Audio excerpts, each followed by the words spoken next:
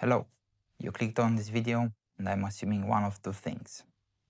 Either you're a writer who's trying to find your voice, or you're curious about how a writer finds theirs.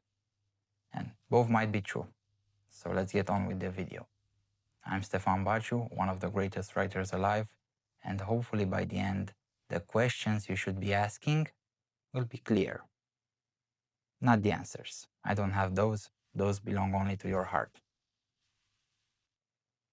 Now, before we delve into the process of finding it, let's define the voice.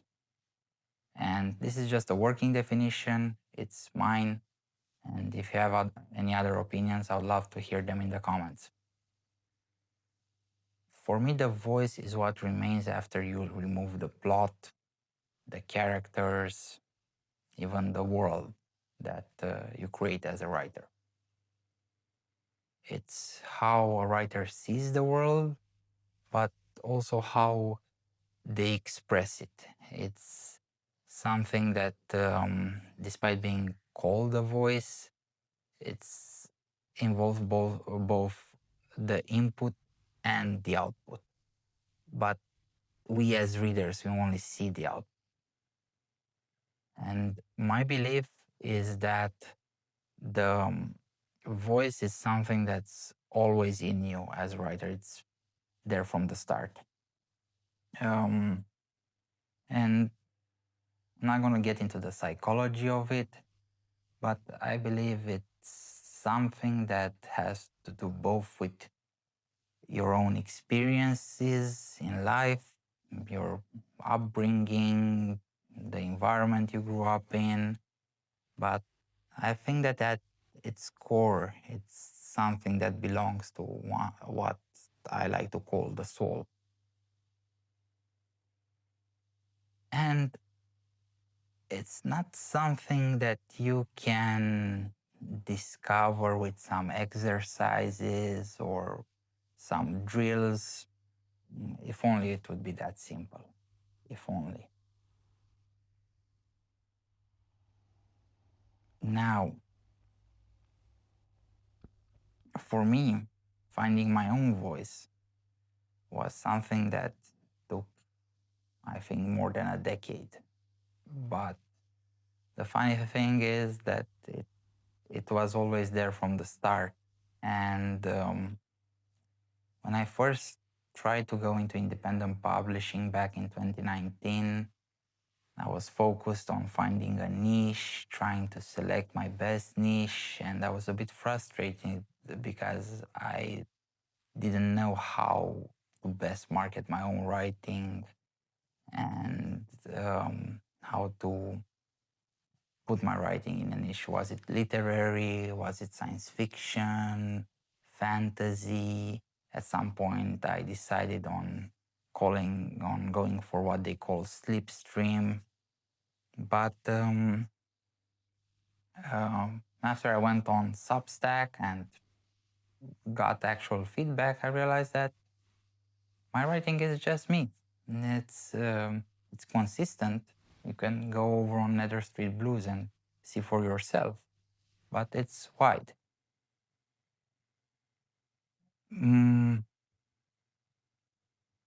And I think that the best way to find your voice is by making mistakes, writing something that's maybe not you. And this is something that happened to a lot of the greats. I have with me two books right here, John Steinbeck's Pastures of Heaven, which was one of his first books that were true to his style. And I think, if I'm not mistaken, please correct me, I think it was published in 1932. And what's interesting about this little book is that we could see it as the seed of what would become one day East of Eden. The themes are there, the style is there, the way that Steinbeck paints a community is there, but even for him to get to this one, he had to go through Cup of Gold, Tortilla Flat, and after Pastures of Heaven, he would go on to write Of Mice and Men and Grapes of Wrath, the breakthrough books, the books that put him in the canon, if you ask me. Still, his main project, the book that he really wanted to write, was East of Eden. And I know it's not as highly rated as either Grapes or Mice and Men, but you could see that he was going from the pastures of heaven. And I know that some might say that even Pastures is not that great. Personally, I enjoyed it very, very much because I also did it, also read it with a book club ran by Mircea Cărtărescu. And we discussed it there, and for me this was my introduction to Steinbeck. And I think what we can learn from Steinbeck's experience is that he had to go through a lot of great works and through a lot of heavy work. There was a lot of heavy lifting when it comes to writing to reach East of Eden, which was the book that, as he said it in a letter, it liberated him. He said, you know, now that I finished East of Eden, I'm free. I've done my work. And you know, with his later books, you could see that he was just having fun, and that's great. That's a really inspiring story. Another example of a writer that had to struggle to find their voice is none other than William Faulkner, from the same period and pretty much the same area. I'm speaking here as a European, so for all Americans watching this, don't come at me, please. And I have here Absalom, which he considered his magnum opus, and a lot of people see as Faulkner at his greatest. But for him, the journey to get there was tedious.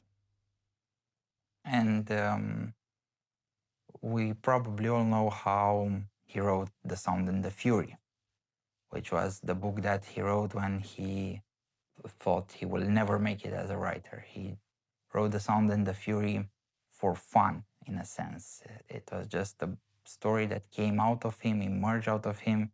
He wasn't trying to prove anything. And As I Lay Dying is similar in that respect. If I'm not mistaken, it was written as pretty much a first draft. And he wrote it during free time at his place of employment in the middle of the night. And for me, As I Lay Dying is my favorite Faulkner, by far my favorite Faulkner. Even speaking about it now, I really want to reread. And with Faulkner's journey, we have to learn that the best way to find your voice is to get out of your own way, to forget all external aspects, pressures, goals, even when it comes to your art. Just write what comes naturally. And this is much easier said than done. I struggle with it every day. Because there is a part, you know, when it comes to art where you have to perform, you know, like you have an audience and you have to perform and give the people what they need. And it's frustrating. But as one of my in a sense, mentors when it comes to the artistic process, Rick Rubin.